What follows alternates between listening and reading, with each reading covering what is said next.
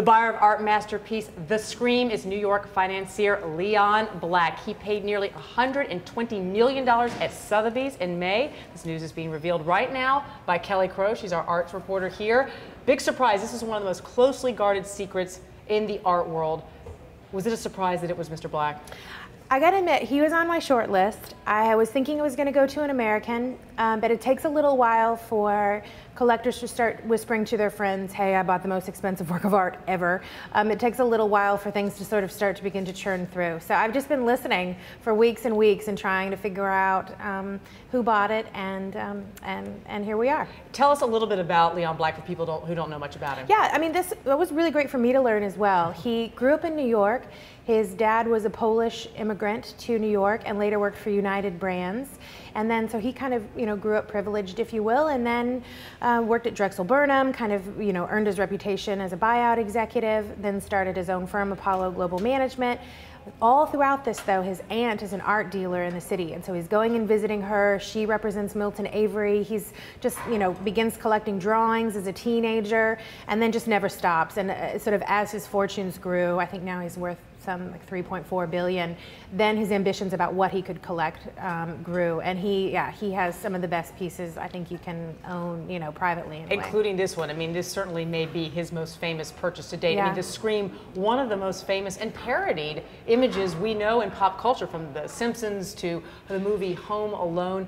Let's talk about the actual 12-minute sale at Sotheby's in May. Pretty dramatic, right? Yeah, it was really dramatic. Five collectors went in for it at the beginning. They started the bidding at around 40 million, and bids just ratcheted up to like above 80. By that point, some people take a deep breath. It dwindles down to about 2. You were there. I was there watching, and when the bidding sort of became 2 telephone bidders, which is so frustrating because you just want to know who's doing it and how they're doing it. But when it crossed the $100 million mark, even the auctioneer kind of was like, okay, here we go. Right. We're in historic territory. And then again, the bids just logged up a little bit further, all the way up to $119.9 million. So certainly a landmark sale for the auction business, and what a picture. Everyone knows it, so they can all kind of join in on the fun. And for Leon Black, who owns Picasso, Cezanne, Turner watercolors, Monet water lilies. I mean, he sort of has a museum's worth of art in his collection. Some people actually thought this was a little bit of surprise, only because he's primarily known for collecting drawings.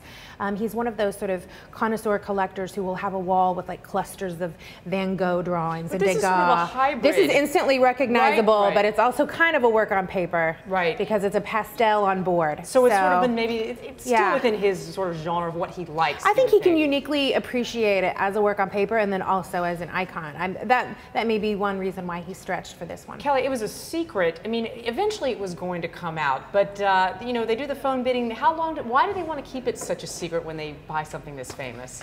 Oh, well, there's probably security concerns there. I mean, people keep stealing the Screams out of the Oslo Museum. Well, there's that. They've had a crazy run. And also, I think, gosh, this is, $120 million picture, and I think some people just want to be able to sit in their room and look at it. But I think a lot of people had their eyes on this one and want to know its fate, want to know that it's going to a good home. A lot of people thought it might be like a Russian billionaire somewhere, and that it would sort of disappear into the ethers. So a lot of the dealers that I talked to today are sort of both relieved and thrilled that it's going into the collection of someone who's on the board of several major museums. New York Metropolitan Museum of Art, the Museum of Modern Art.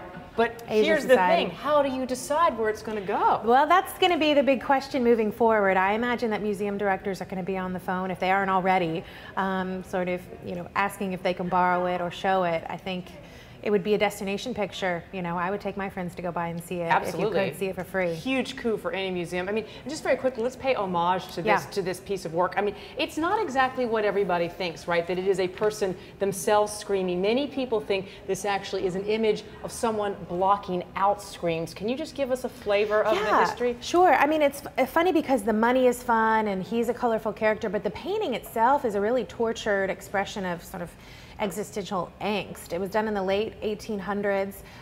Munch was, his sister was schizophrenic, was in asylums. You say Munch, that was the painter for people. Yeah, that was the painter, Edvard Munch. And you know, he would go along these sort of you know, in Oslo, and you could hear the screams coming from the asylum where his sister, you know, stayed. And so there are historians who believe that he's actually holding his ears and blocking out the scream. There's also a nice little poem that he wrote in 1892, I think, the bottom of the thing, you can kind of see it there, where he talks about, and let me not misquote Munch, that would be the worst of the day. He talks about the yeah, he says you know, walking along there, that he sort of sensed this infinite scream passing through nature. So, you know, he's wrestling with modernism. He's right there on the edge of the 20th century and all the horrors of the wars that follow. And I think he kind of, you know, captured it there. Yeah, has a and little now this premonition infinite of that. scream is in the hands of Leon Black, Yeah, and one man will owns likely it, so. be in the hands of a New York museum. We'll have to wait. We'll We'll expect see. you to break that news as well. But I'll good keep scoop by after it. you, Kelly Crow. Thanks for being with us here on Off Duty in the Journal. Thanks a lot.